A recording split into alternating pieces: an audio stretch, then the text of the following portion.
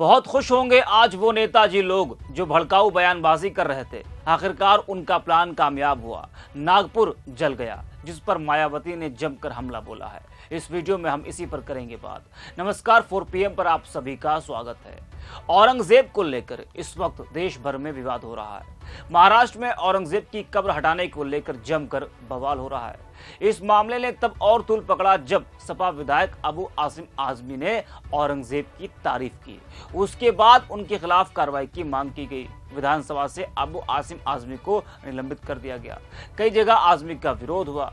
हंगामे को देखते हुए आजमी ने अपना बयान वापस भी लिया था, लेकिन उसके बाद भी महाराष्ट्र में औरंगजेब पर विवाद खत्म होने का नाम नहीं ले रहा है। जी हाँ, बता दें कि महाराष्ट्र के नागपुर में औरंगजेब की कब्र को हटाने की मांग को लेकर किए जा रहे विरोध प्रदर्शन के दौरान दो गुटों के बीच विवाद के बाद तनाव काफी ज्यादा बढ़ गया और नागपुर में हिंसा हो गई।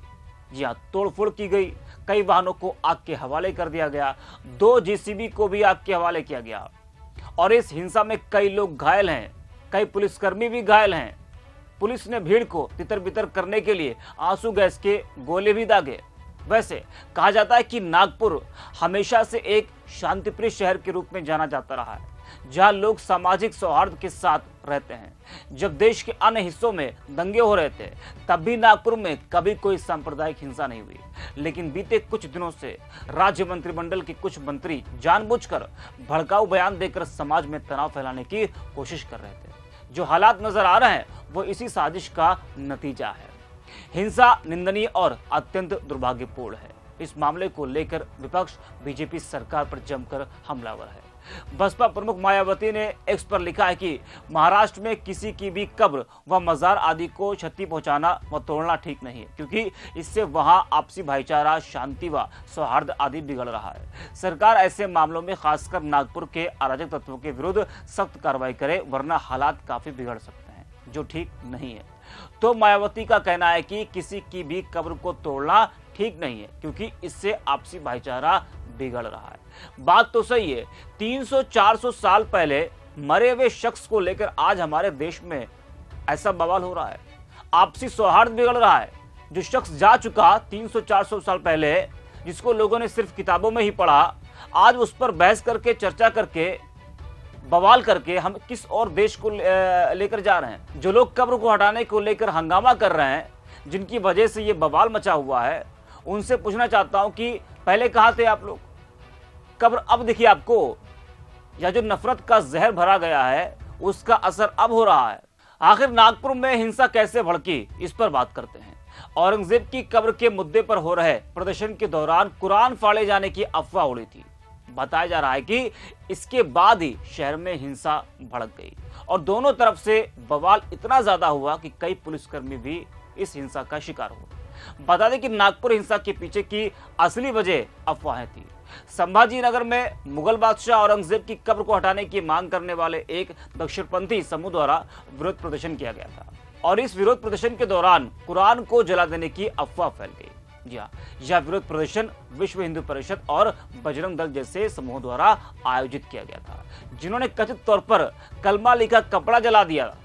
इसकी वीडियो भी सामने आई। एक हरे कलर की चादर और उसके ऊपर औरंगजेब का फोटो लगा हुआ था, उसको जलाया जा रहा था और कहा जा रहा कि जो चादर थी उस पर कलमा लिखा था और उसके बाद ही ये हिंसा भड़की और एक और अफवाह फैली कि कुरान को जलाया गया है। जी हाँ, तो इस तरह से नागपुर में हिंसा भड़की। वे औरंगजेब के मकबरे को हटाने की मांग कर रहे थे। इससे मुस्लिम समूह में व्यापक आक्रोश फैल गया, जिसके बाद एक बड़ी हिंसा हो गई। हिंसा ने नागपुर की सुरक्षा व्यवस्था पर भी सवाल खड़े किए हैं। जहां RSS का मुख्य कार्यालय भी नागपुर में है और CM देवेंद्र फडणवीस का गृहनगर भी है, उसके बाद भी इलाके में इतनी बड़ी हिंसा हो जाना पुलिस की नाकामी बताती है। तो नागपुर में औरंगजेब के विवाद के दौरान हिंसा भड़कना पुलिस और प्रशासन दोनों के लिए चिंता की बात है।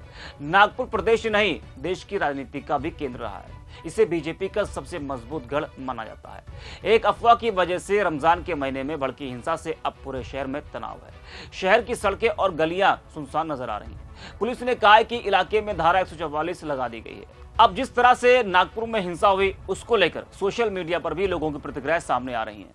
पत्रकार जाकिर अली तागी लिखते हैं कि मुबारक हो नरेंद्र मोदी जी, आपके नेता श्री नीतीश राणे, टाइगर राजा सिंह और छावा फिल्म का डायरेक्टर लक्षण नागपुर को जलाने में कामयाब हो गए।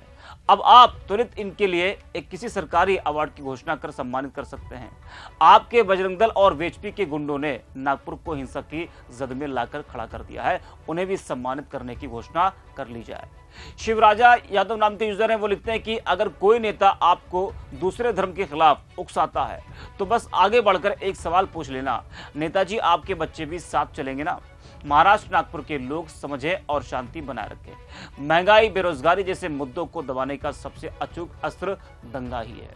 तो इस तरह की जो प्रतिक्रिया है वो लोगों की तरफ से देखने को मिल रही है और नागपुर वालों से बस यही अपील है कि आप लोग शांति बनाए रखें। इस वीडियो में इतना ही, आगे देखते रहिए 4PM।